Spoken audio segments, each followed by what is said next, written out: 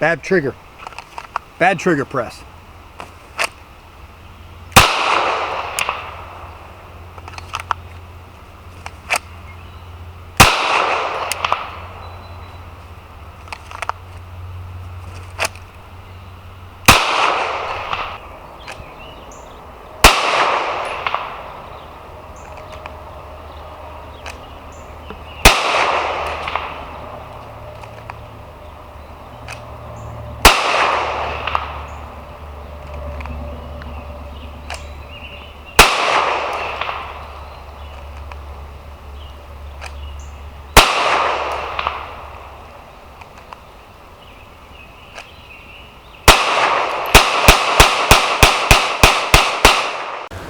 If you watched part one of my RDS journey, I didn't tell you all which dot I was going with, but as evidenced by the footage you just watched, I did choose the Trijicon RMR.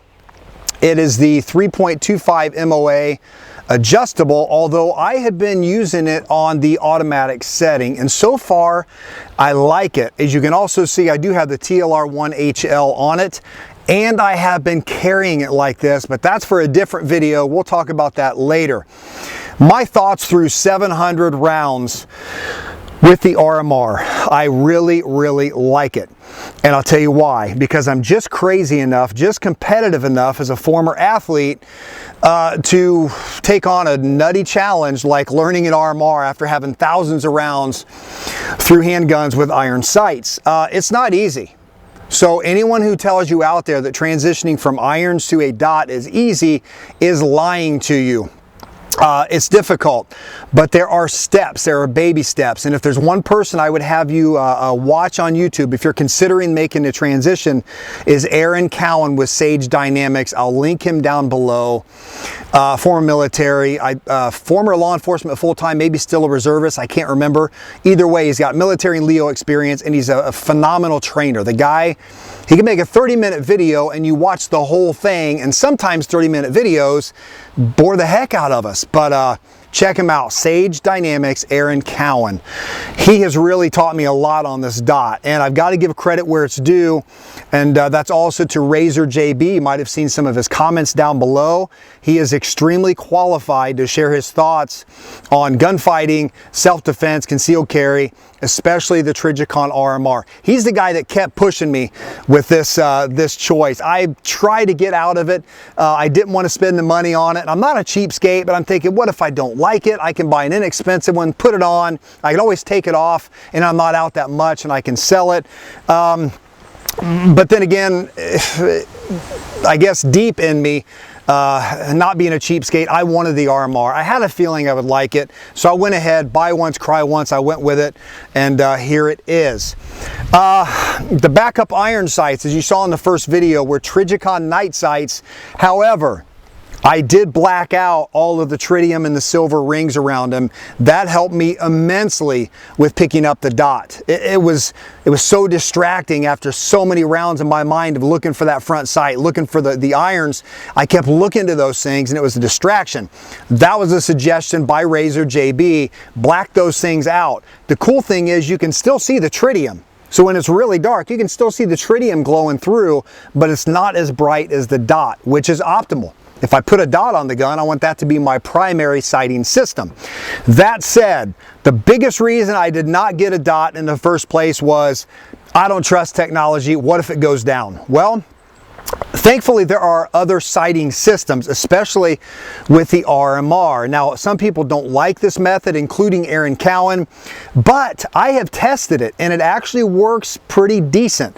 So the gun is completely clear, empty magazine. I have no ammo anywhere even close to my truck here. So if I were to bring the gun up into the fight and my dot isn't there and my sights aren't visible, for whatever reason, maybe I've got mud or snow or whatever, I can't see through my glass. It's called the guillotine, and basically what guys do is they put the head of the bad guy on top of the RMR. And it's pretty cool because when you do that, it actually gives you decent hits. And it's a pretty cool sighting method, and obviously the design of the RMR, which also makes it extremely durable.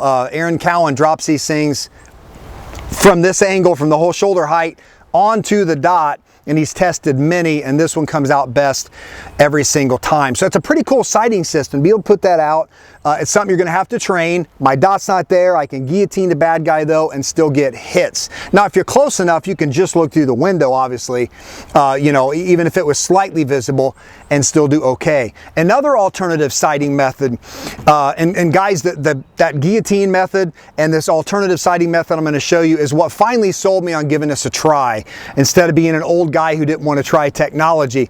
The other one came from a local Leo buddy of mine who happens to be an extremely good shooter, very, very well versed on tactics, SWAT member. He's taken several training classes. The guy qualifies with a Kel-Tec, whatever it is, a P9 or P11. It's a 25-year-old little single stack. The guy can qualify like a 96 or 98 under police qual course with that gun. And it's the trigger's long. You guys know it's not even that good. He's just that good of a shooter. As a matter of fact, I'm going to humble myself. We were training once. He and I were shooting, and we were taking shots at steel from 10, and if you hit, you went back to 20, and then 30, 40, and then back at 50. I had my Glock 19, he had the Kel-Tec, and I missed, and he hit from 50 yards with that little gun. So that was humbling, but it was also a good lesson. If you know your weapon, you know how to press that trigger, and you have a lot of rounds, a lot of practice through it, you can still be proficient. So that's all free. That's separate from the RMR. I just wanted to throw that out there. But he showed me another sighting method, and that is simply if you press the gun out, and even if you don't have a dot, if your sights are ripped off somehow, take the gun, roll it 45 degrees, and look right down the radius portion of the slide, especially on a Glock. It's got a nice soft radius, and I have played around with that, and it's amazing from self-defense distances, 7, 8, 9, 10 yards, it will put decent rounds on target as well. So that sighting method, as well as the guillotine with the Trijicon, was my final straw that I said, all right, I'm gonna give it a try. I am a guy who goes all out. When I started playing golf years ago, I had to be good or I wasn't going to play. You know, I had to work my weightlifting numbers up or I wasn't going to lift. I'm just built that way. I'm wired that way. So when I took on this journey with the RDS, in this case, the Trijicon RMR, I decided I'm going to give it a fair shot. And so far, with 700 rounds through it, I'm sold. I'm going to keep it. I didn't know I would be saying that before this video. I thought it might take a couple of videos, but I'm in. I'm sold, and I really, really like it. Now, what I would encourage you guys to do if you're interested, you don't necessarily have to spend on an RMR, although I did get a killer deal from a guy who needed money on this, so I got a great deal. Look for those. Be patient. But get something you can afford if you're thinking about doing it. And you don't have to have top of the line. That's not the way it works. You know, get an inexpensive one, try it, but it has to be a fair try. Okay, the first time I tried a dot on the SIG P320, after 50 rounds, I was ready to throw the thing in the bushes.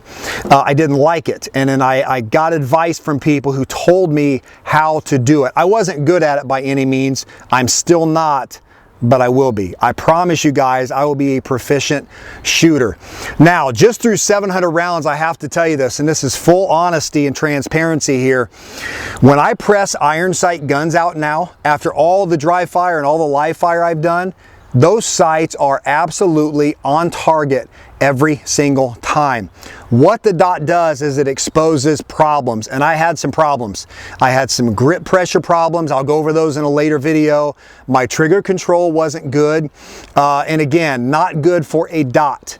Okay for iron sights, but not good for a dot. And we'll talk about that more in another video. But so far, guys, I really like it. It's here to stay.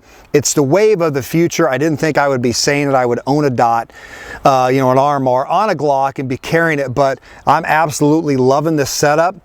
The holsters, I'll be talking about those soon as well, extremely comfortable. And I'm carrying this big rig right there at Appendix with no issues whatsoever. So guys, that is my second video on the RDS journey. I don't know if I'll have a third. I might just talk about some EDC things later on and bring in everything about this gun then. But who knows? I may throw a third video up to give you more details and give you further thoughts on the Glock 19 Gen 4 MOS with the Trijicon RMR. Thanks for watching, everybody.